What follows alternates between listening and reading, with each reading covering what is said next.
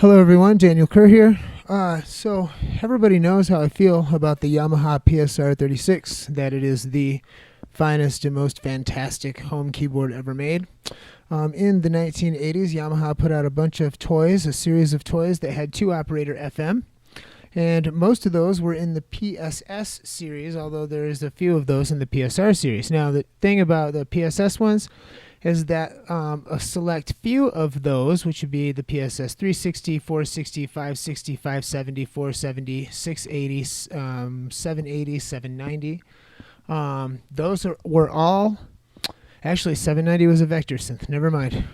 But most of the ones I just mentioned were 2-operator FM, and they had these little sliders or up and down buttons that would allow you to modify the sound and edit the sound. It was pretty sweet because there's all kinds of aliasing. It's only 2 operators, and so there's aliasing. It either sounds good in the highs or in the lows, seldom both, but it's got a really weird charm, and it is capable of making some strange basses and things like that. So I kind of put those things on the map with my videos and tried to make everybody aware, and as a result, the prices have skyrocketed. Well, I put a video out on the PSR36 because it's my very favorite one. It has 61 full-size keys.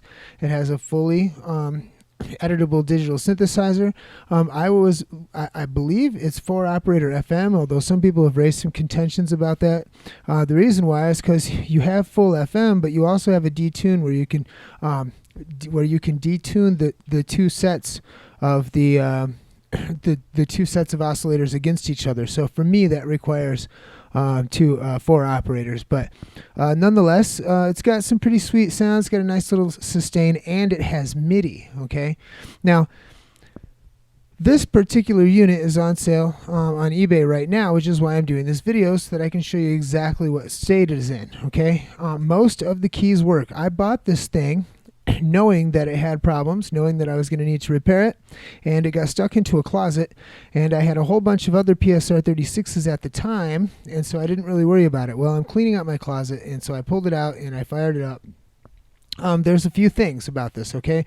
Most of the keys work, but a few don't, right? The bottom C does not work, as you can see. The rest all work. Yes. Yes. Yes, yes, yes, yes, no. These 2 don't work, okay? That's the G and G sharp in the highest octave, and then the others work. Now, the thing about it is some of these, they don't work if you hit them lightly. Well, let me see. Maybe I've played it enough to loosen it up. Anyway, some of them, they didn't work at first, but when I tapped them a few times, they started working. Maybe it just needs a good cleaning, okay? I just have I feel like it's going to need some repair. I know that there's some sort of maybe a loose piece in the ribbon cable or something like that. I'm not sure. But this all works. Okay, all these functions work. You know, you can get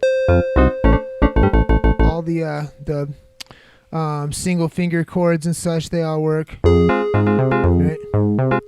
And all that crap, which I never use. Most importantly, the digital synthesizer works.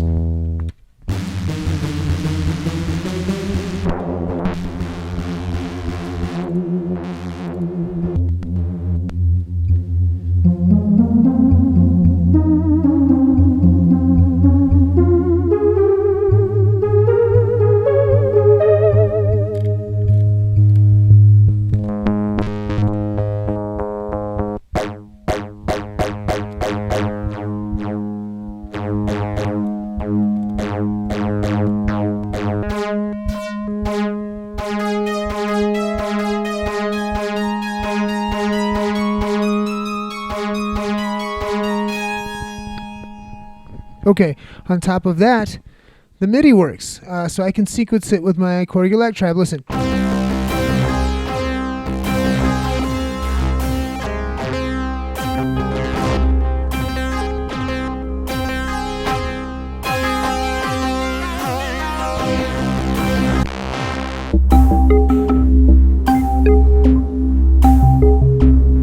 So, with a fully working MIDI, the missing keys don't really matter that much.